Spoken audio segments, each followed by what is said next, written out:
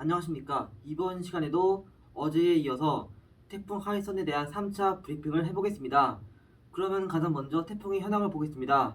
지금 태풍 하이선은 중심기압이 현재 무려 927헥토파스칼로 매우 강한 세력의 태풍으로 발달했습니다. 현재 강풍 방향은 무려 400km로 서울에서 부산의 거리보다 훨씬 더 커졌습니다. 지금 중심 지역에서는 최대 풍속이 초속 63.5m/s로 엄청나게 강한 바람인데요. 이 정도 바람이면은 거의 바위도 들어올릴 정도로 매우 강한 바람임을 알 수가 있습니다. 현재 이동 속도는 오전 10시 반 기준으로 서북서전하면서 시속 20km로 약간 평범한 속도로 이동하고 있습니다. 그러면 태풍 경로를 보겠습니다. 여기 있는 빨간색은 일본의 JMA, 여기 있는 주황색은 영국의 ECMWF이고요. 검은색이 바로 우리나라 KMA에서 발표한 태풍 하이선 경로입니다.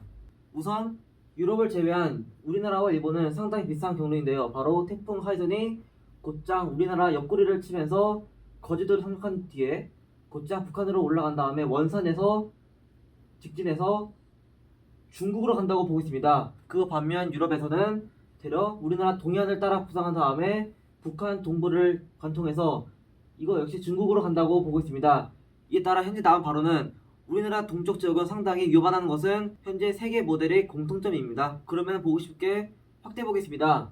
우선 유럽은 아까 봤던 것처럼 우리나라 동해안을 따라 쭉 올라가다가 북한을 관통한 다음에 중국으로 간다고 보고 있고, 일본과 우리나라는 우리나라 거제도 부근에 상륙해서 우리나라 옆쪽을 관통한 다음에 북한과 중국으로 간다고 보고 있습니다. 이에 따라 우리나라에서 발표한 태풍 경로를 더 확대해 보자면은 우리나라 동부 지역이 태풍 하이선의 오른쪽 즉 위험 반원에 들게 됩니다. 게다가 문제는 아까 봤던 것처럼 태풍의 크기가 워낙 크다 보니까 서쪽에 있는 즉 강한 반원인 수도권 지역 역시 안심하면 안 된다는 얘기인데요. 아까 말한 것처럼 400km라는 것은 우리나라 전체 면적을 덮을 만한 크기이기 때문에 이번 경우는 서쪽으로 가든 혹은 동쪽으로 멀리 가든 일단 우리나라에서는 모두 다 태풍 하이선의 영향권에 들게 될 것입니다. 특히 이 지역에서 오른쪽 방향에 드는 부산, 울산, 거제 그리고 강원도 동해안 지역이 굉장히 위험해진다는 것입니다. 그러면은 지금 태풍 하이선이 어떻게 생겼는지 먼저 보겠습니다. 지금 이게 바로 태풍 하이선의 현재 모습인데요.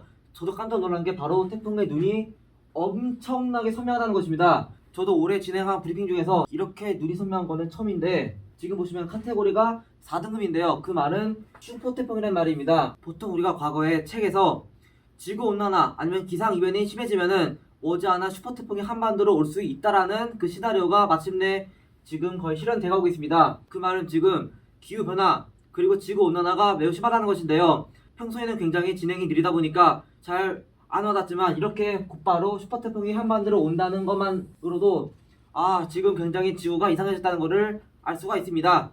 지금 일단 중심부에는 강한 비구름대가 있고요. 이 비구름대가 곧장 한반도로 들어오게 되면은 이 비구름 영역을 포함한 오른쪽 부분에서는 굉장히 많은 비가 오게 될 것이기 때문에 굉장히 걱정되는 것입니다. 그러면 구체적으로 태풍의 강도를 보여주는 CI 지수입니다. 일단 CI 지수도 굉장히 놀란 건데요. 바로 하루 사이에 엄청나게 급발달해서 지금 CI 지수가 무려 6.5라는 것입니다. 보통 CI 지수가 6만 가도 거의 준 슈퍼태풍인데 지금 6.5라는 것은 사실상 슈퍼태풍이라는 것을 말합니다.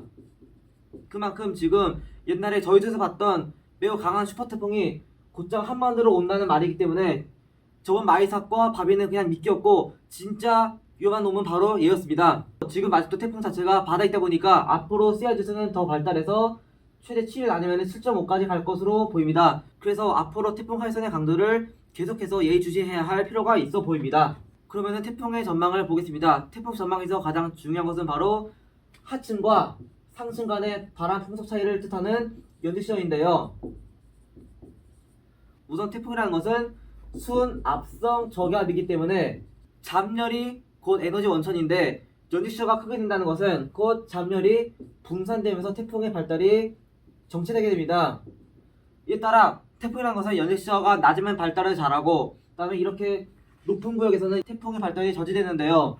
지금 태풍 하이선이 있는 곳으로는 연디시어가 5에서 20대로 상당히 양호한 편입니다. 이에 따라 태풍 하이선이 밤사이 아주 급발달한 것이고요. 문제는 앞으로 태풍 하이선이 오게 되는 이러한 경로에서도 연식처가 상당히 낮다는 것입니다. 지금 비록 우리나라 부근에는 굉장히 높은 값을 보이고 있지만 앞으로 시간이 지나면은 제트기류가 북상함에 따라 우리나라를 지켜주는 연식시험은 점차 없어질 것입니다. 그 말은 사실상 지금 우리나라를 지켜줄 만한 방패막이 없기 때문에 더욱더 각별한 대비가 필요해 보이고, 저번 태풍 마이삭도 강했지만 그거는 그냥 미끼였고 진짜 위험한 자식은 바로 하이선이라는 점을 반드시 알아두시기 바랍니다. 그럼 이번에는 수온을 보겠습니다. 저는 기존에 ERA5라는 장소에서 제가 재분석 자료를 다운받았는데요. 문제는 이러한 자료는 약 4일에서 5일 정도의 지연 시간이 있다 보니까 여러 댓글에서 최근의 수온 자료를 가지고 브리핑을 해달라는 고마운 의견이 있었습니다. 이에 따라 저도 그냥 CIMSS에서 수온 자료를 가지고 왔는데요.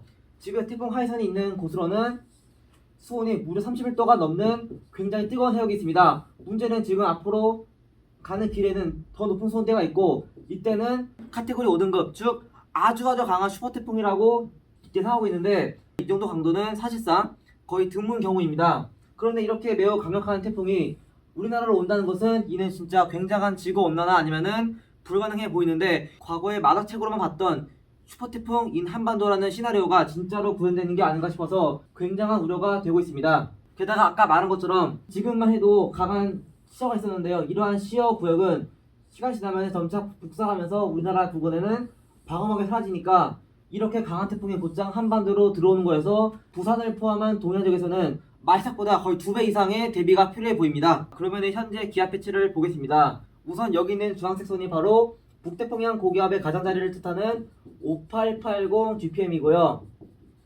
여기 있는 검은색 선은 바로 5820 GPM이라고 해가지고 상층 Z를 말합니다. 지금 일단은 태풍 마이삭은 여기서 소멸했지만 그 시체가 만주 부근을 갔고, 이 만주 부근에서 지금 차가운 전리저기압과 만나 있는 상태입니다. 지금 태풍 하이선은 이쪽에 있는 상태인데 이게 시간이 지나면은 이렇게 북상하고 하고 있고, 북상하는 그 사이에 태풍 마이삭의 시체는 점차 동쪽으로 물러갈 것이고, 상체 대추도 마찬가지로 북상함에 따라 우리나라를 지켜주는 이러한 방패막이 점차 사라지게 될 거라는 것이 현재 수치예보의 결과입니다.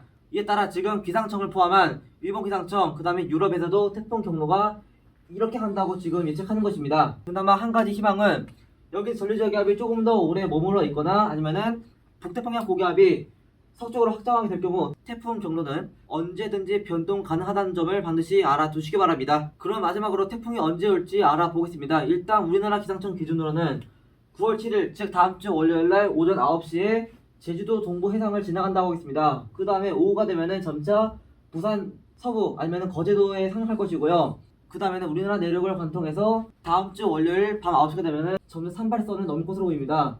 그 말은 일단 다음주 월요일 내내 태풍 영향권이기 때문에 각별한 대비가 필요해 보이고, 특히 이번 태풍은 저번 마이삭과는 다르게 주로 오전에서 오후 시간대 영향을 주기 때문에 외출을 자제하는 것이 좋지 않을까 싶습니다. 그리고 태풍 하이선이 이렇게 지나게 되면은 또한 강한 남동풍이 불어오게 되는데요. 가뜩이나 태풍 자체도 매우 강한 비구름대가 있지만 여기서 지형적인 영향도 가세되면서 부산을 포함한 거제도하고 울산 지역을 중심으로 굉장히 많은 비가 오게 될 것입니다. 게다가 태풍 자체가 북상하게 되면은 또한 강한 동풍기류가 유도되는데요. 이러한 강하고 또 습한 동풍이 백두대간과 만나게 되면은 습한 동풍과 높은 산이 만나게 되면서 상승기류가 폭발적으로 발달함에 따라 엄청나게 강한 비구름대가 만들어집니다.